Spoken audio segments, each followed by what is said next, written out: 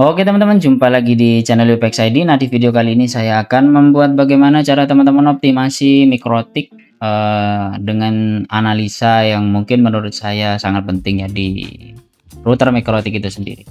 Nah, yang pertama teman-teman, kita lanjut saja ke intinya biar tidak terlalu lama video ini. Banyak sekali teman-teman yang tanya bagaimana cara optimasi di mikrotik, kemudian juga bagaimana cara lihat performance dan juga cek untuk maintenance dari mikrotik itu sendiri. Nah, di sini saya sudah buka Winbox teman-teman. Untuk kita cek mikrotik yang mana, kita akan buka yang ada ya di lokal saja. Nah, seperti ini, kebetulan saya di luar kota teman-teman. Nah, di sini menggunakan mikrotik RB5009 UG Plus S Plus ya, seperti itu, dengan arsitekturnya itu ARM64 ya. Dengan traffic sekarang kurang lebih di 130-an ya, tidak terlalu tinggi dan juga tidak terlalu rendah teman-teman, karena memang dari ISP-nya itu sekitar 300 Mbps. Kemudian juga bagaimana cara analisa dan juga bagaimana cara teman-teman maintenance sebuah server agar uptime-nya lebih stabil. Nah, di sini kebetulan uptime-nya sudah 43 hari tidak pernah dimatikan. Pada saat live stream juga kemarin teman-teman ada yang komentar, "Wah, sudah beberapa bulan tidak dimatikan ya." Yang penting intinya teman-teman maintenance-nya itu sangat teman-teman utamakan ya. Contoh semisal di sini ada yang tanya atau ada yang komen kemarin, "Bang, berapa suhu untuk mikrotiknya?" Cara ceknya teman-teman cukup mudah, tinggal masuk di sistem health saja. Jika mikrotik teman-teman support untuk sistem health, maka di sini akan muncul temperatur CPU-nya ya.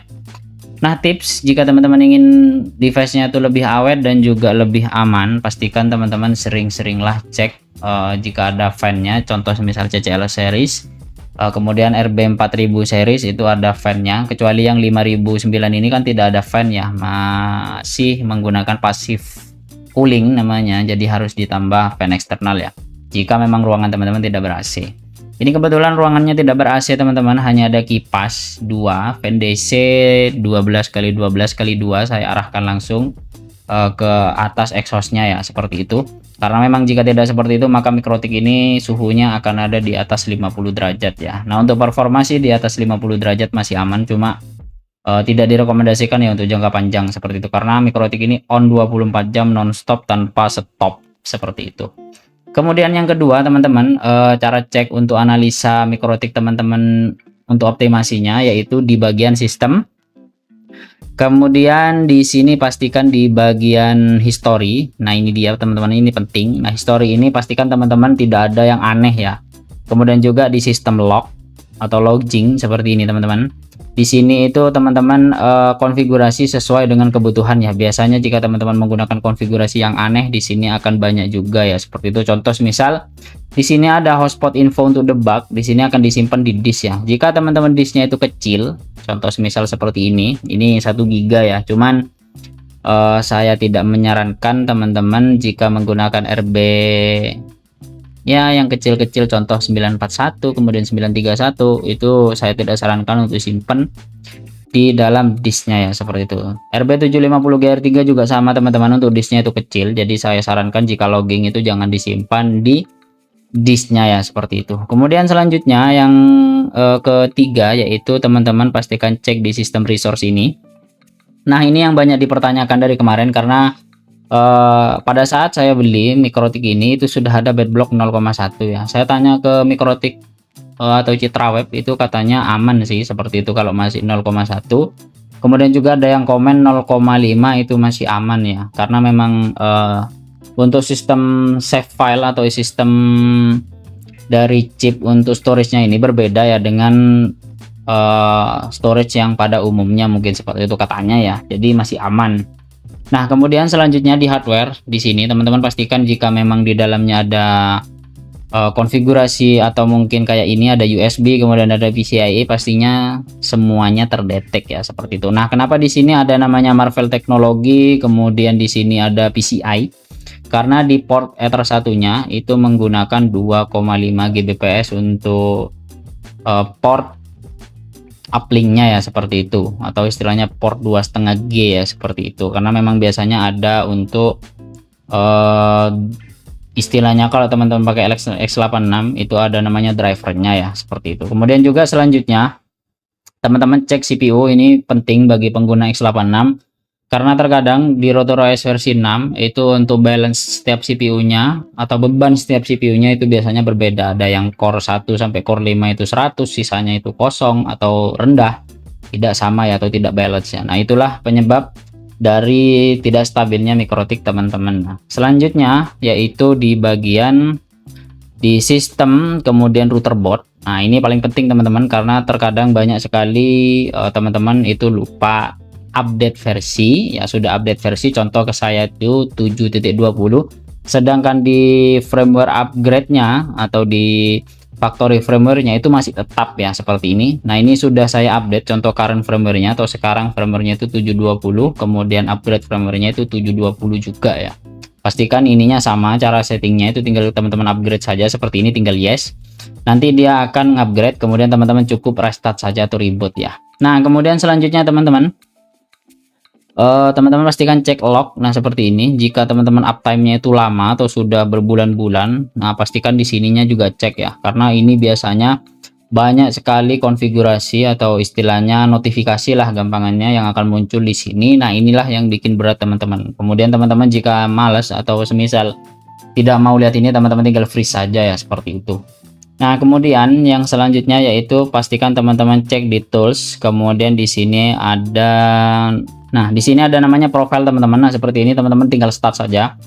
Nah, pastikan di sini untuk yang jalannya, yang gampangannya, yang paling banyak makan resource itu teman-teman cek ya di sini, karena memang terkadang setiap konfigurasi itu akan sangat memberatkan CPU ya. Contoh di sini paling banyak itu makan CPU di 5%-an kurang lebih, atau usage-nya 5, sekian. Itu adalah queue, karena memang di sini menggunakan simple queue.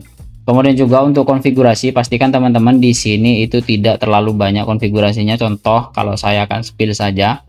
Di sini address itu saya simple-simple saja teman-teman, pakai yang basic, tapi mungkin saya main itu di pool ya, biar tidak terlalu banyak address, dan juga nanti semisal poolnya ini penuh ada namanya next pool seperti itu. Nah, kemudian di firewall, teman-teman jika main firewall seperti ini, pastikan untuk firewallnya itu tidak terlalu banyak. Nah, di sini saya jelaskan sedikit kenapa di sini banyak, karena ini ada hotspot ya. Jadi untuk hotspot memang ya sedikit ada konfigurasi yang memang bawaan ya seperti itu. Ini jangan dihapus teman-teman, karena nanti pada saat hotspotnya, terutama yang ada D-nya atau dynamic ini, itu adalah generate dari hotspot ya. Kemudian di NAT, nah di sini di NAT itu hanya mask rate untuk hotspot dan juga untuk ISP-nya ya, seperti itu.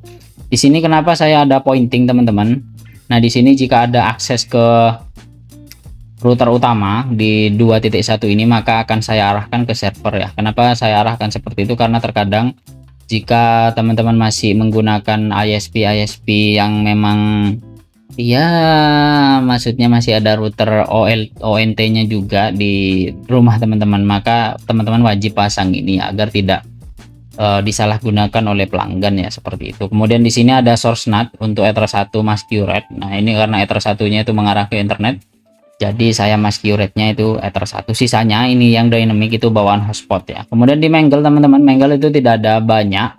Di sini hanya untuk block tethering saja agar tidak ya, pengguna hotspot itu biar tidak tethering. Kemudian juga untuk ICMP atau ping biar tidak terlalu banyak, atau istilahnya pingnya itu biar tidak terlalu gede ya pada saat sampai di klien. Nah, kemarin juga ada yang tanya, Bang, kalau pakai WLT kenapa pingnya punya saya naik? Itu mungkin akan saya jelaskan di video selanjutnya, karena memang setiap konfigurasi dari OLT itu masing-masing berbeda ya, seperti itu. Ada yang memang perform karena konfigurasi, ada yang tidak perform karena memang topologi, ada yang kurang perform itu jika teman-teman konfigurasinya terlalu banyak atau kadang ngeloop ya, seperti itu.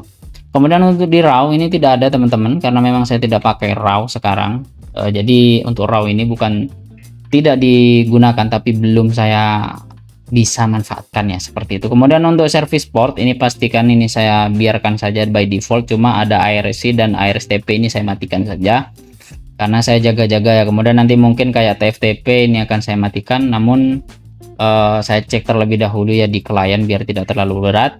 Kemudian di connection ini, jika teman-teman uptime-nya itu biasanya sudah puluhan hari atau bahkan ratusan hari, itu di sini biasanya banyak ya. Kalau saya show ini biasanya nge-lag. Kalau teman-teman menggunakan Winbox versi 4, sedangkan kalau Winbox versi 3 itu enggak ya. Cuman di sini listnya itu akan banyak ya, bisa sampai ratusan ribu kalau memang teman-teman di kliennya atau koneksinya itu banyak. Kemudian di address list saya tidak menggunakan, hanya menggunakan untuk track saja di sini, agar pada saat contoh kayak tethering, kemudian ada beberapa IP yang memang saya manfaatkan ya di sini. Layer 7 juga tidak saya gunakan teman-teman, karena biar tidak berat. Kemudian juga sisanya saya hanya main VLAN yang simpel-simpel saja, namun memang sedikit saya main di bagian konfigurasi queue type ya, seperti ini. Jadi kemarin ada yang tanya pada saat live stream, Bang, apakah pakai kick? Jadi saya pakai kick ya, seperti ini. Nah, untuk konfigurasi kicknya itu kurang lebih seperti ini. Kemudian cara konfigurasi kicknya ini hanya ada di MikroTik RouterOS versi 7 ke atas ya, kalau versi 6 itu belum ada, seperti itu. Nah, teman-teman bisa main di sini, nanti akan saya carikan untuk advance-nya seperti apa.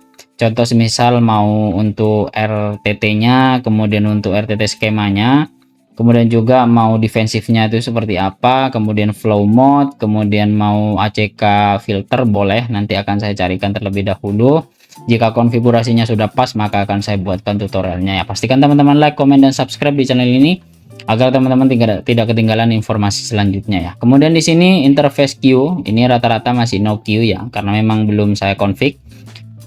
Kemudian juga di Q3 ini tidak saya pakai, yang saya pakai itu di simple queue. Contoh semisal di sini ada bypass lokal, jadi jika saya akses ke server itu tidak terlimit di simple queue yang di bawah ini. Kemudian untuk DNS ICMP, nah jadi DNS ini penting ya, jika teman-teman main untuk di RT/RW pastikan DNS ICMP ini teman-teman untuk konfigurasinya paskan ya, sesuai dengan konfigurasi di lokal masing-masing, karena terkadang jika tidak sesuai pingnya itu bisa naik 10-20% ya. Contoh semisal di internetnya itu dapat 26 milisecond untuk ping ke Cloudflare semisal. Nah, pada saat teman-teman konfigurasi ini maka biasanya naik sampai 30-35 ms ya, seperti itu. Nah, sisanya biarkan saya default saja. Kemudian di sini yang paling penting yaitu untuk parent queue. Nah, parent queue ini sangat penting karena memang menjaga untuk queue yang ada di bawah ya, seperti itu. Di sini hanya ada 2 IP untuk PPPoE, yaitu ada di 192.168.244.0/24 dan 10.168.244.0.24. Nah, yang jadi pertanyaan seperti ini kadang teman-teman, kenapa ada 2 IP address, kenapa tidak 1 IP address saja untuk klien? Karena memang di sini ada 2 role saya. Yang pertama untuk yang 192 ini role admin. Jadi yang menggunakan 192 itu untuk router admin dan teknisi, karena memang ada hak akses priority ke server. Jadi klien yang ini tidak ada ya.